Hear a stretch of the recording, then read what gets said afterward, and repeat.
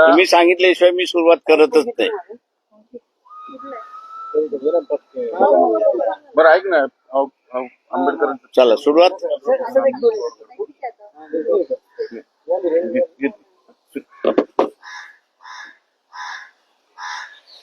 साहेब, विद्यार्थ्यांच्या मागणीला मोठं यश आलंय. केंद्रीय शिक्षण मंत्र्यांचा राजीनामा झालाय. 33 दिवसानंतर हा राजीनामा येतोय पहिल्या मागणीनंतर. काय पहिली प्रतिक्रिया? सरकार झुकलं असं वाटतंय? कारण सकाळीच तुम्ही म्हणलं होतं की राजीनामा घेणार नाही, मोदी 6 अडचणी. प्रश्न असा आहे की हा राजीनामा पंतप्रधानांनी मागितलाय असं कुठंही वक्तव्य नाहीये. हा राजीनामा असणारा धर्मेंद्र प्रधान यांनी स्वतःहून दिलाय असं त्याच्यामधलं त्यांच्या पत्रामधनं भासतंय. एक भाग. दुसरा भाग, त्याच्यामध्ये त्यांनी जे काही वाक्य वापरलेली आहे त्याच्यामध्ये या आंदोलनामध्ये अँटी सोशल एलिमेंट्स, अँटी देश एलिमेंट्स जे आहेत ते घुसतात आहेत आणि म्हणून मला असा राजीनामा द्यावा लागतोय. कुठेही माझ्या अकर्तृत्वामुळे 22 जणांनी आत्महत्या केली याच्याबद्दल त्या पत्रामध्ये कुठेही खंत नाही. तिसरी गोष्ट त्याच्यामधली जी काही भाषा वापरलेली आहे त्या भाषेवरनं असं दिसतंय की कोणीही आंदोलन करू नये, आम्ही जे करू तीच पूर्व दिशा यापुढे राहील असं त्यांचं वक्तव्य शेवटच्या पॅराग्राफ मध्ये अशी परिस्थिती आहे. त्यांनी कुठेही पोलिसांनी केलेल्या अमानुष अत्याचाराचा, लाठीचार्जचा कुठेही उल्लेख नाहीये किंवा त्यांच्या पत्रामध्ये ह्या लाठीचार्जचा असताना चौकशी होणार, जे पोलीस दोषी आहेत त्यांच्यावरती कारवाई होणार याचाही कुठे आपल्याला त्या ठिकाणी उल्लेख दिसत नाहीये. किंवा ज्या सेंट्रलाइज परीक्षेचा निकाल झालाय, सेंट्रलाइज परीक्षा घेऊन निकाल देण्यात आलेला आहे, त्यातून हे सगळे प्रश्न उद्भवतात आहेत आणि म्हणून आम्ही ह्या सगळ्या सिस्टममध्ये आम्ही बदल करू किंवा आम्ही जी असणारी मागणी करतोय की पूर्वी शिक्षण हा राज्याचा विषय होता, तो केंद्राचा नव्हता. तोपर्यंत शिक्षणामध्ये कुठेही गडबड झालेली आपल्याला दिसत नाही.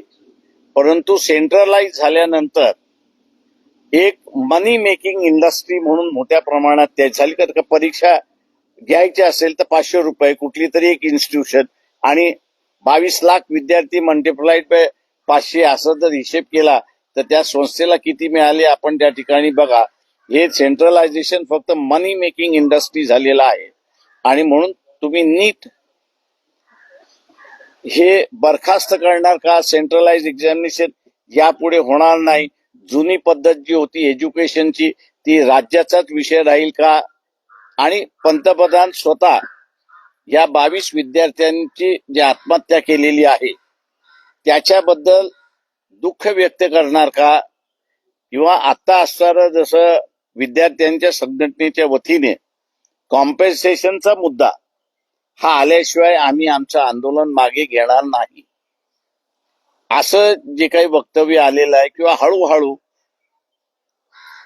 येत चाललेलं आहे किंवा सिस्टम बदलण्याच्या संदर्भातलं काय त्याच्याबद्दल सरकार बोलणार नसेल तर मग आपण आंदोलन मागे का घ्यावं?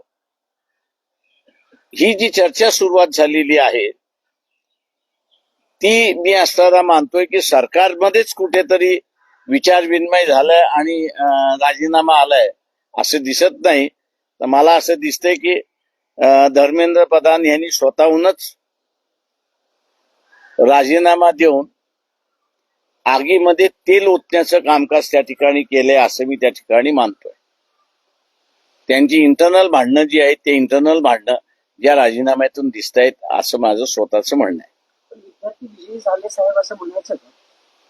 विद्यार्थी विजयी झाले, जे झुकणार नाही असं जे म्हणत होते त्यांना पार नाक रगडायला लागलं विद्यार्थ्यांनी. तर कॉक्रोच या शब्दापासून खरं तर हाय, सुरुवात झाली. सगळी देणगी पडली ज्या आपण. फेसलेस खरं तर हे सगळा प्रोटेस्ट होता सुरुवातीला, पण एवढी मोठी विद्यार्थ्यांची चळवळ उभं राहील असं कुठे वाटलं होतं का? आणि त्याच्यानंतर त्याचे रिपरकशन नाही. देखील जाणवते. मी असं म्हणतोय की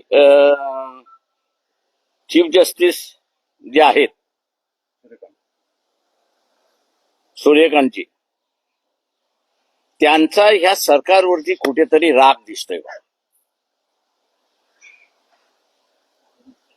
आणि एकदा नाही तर त्यांनी दोनदा चिथावणी दिली असं माझं स्वतःच म्हणणं आहे.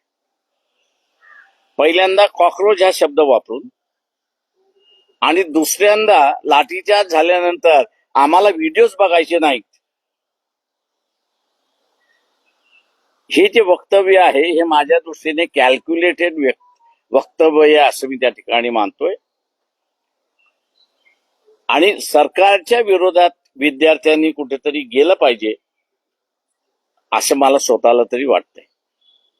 आणि म्हणून चीफ जस्टिसचे आम्ही जाहीर आभार मानतो की जो झुकणार नाही असं म्हणत होता त्याला विद्यार्थ्यांनी फार नाक रगडवायला लावलं अशी असणारी परिस्थिती आहे. एज्युकेशन सिस्टीम मध्ये आता काही फरक पडेल का? कारण तुम्ही म्हणताय की मोदींनी तो राजीनामा घेतलेला नाही, धर्मेंद्र प्रधानांनी तो स्वतःहून दिलेला आहे. तिथून पुढे तरी विद्यार्थ्यांना त्या आंदोलनाला यश होईल, पण एज्युकेशन सिस्टीमचं काय? मी अजून म्हणालो की ते जे आंदोलनकर्ते जे आहेत म्हणजे मला ते तिकडनं जी काही माहिती येते त्याच्यावरनं की कॉम्पन्सेशनचा मुद्दा आणि परीक्षेमधल्या सुधारणा याच्याबद्दल सरकार काहीच बोलायला तयार नाही. धर्मेंद्र प्रधानाचं पत्र सुद्धा त्याच्याबद्दल काहीच बोलत नाही. त्याच्यामुळे आपण माघार का घ्यावी असा असणारा प्रश्न, त्यांच्यामधली असणारी चर्चा ही बाहेर पडत चालली. तुम्ही अभिजित दिपकेंना म्हणाल का की आता माघार घेऊ नका म्हणून? कारण एज्युकेशन नाही, हा त्यांनी घ्यायचा निर्णय आहे. ते जे निर्णय घेतील त्यांच्याबरोबर आम्ही आहोत. आम्ही असं सांगू की आम्ही मुंबईचा बंद सुद्धा केला, तो त्यांच्या पाठिंब्यासाठी केला.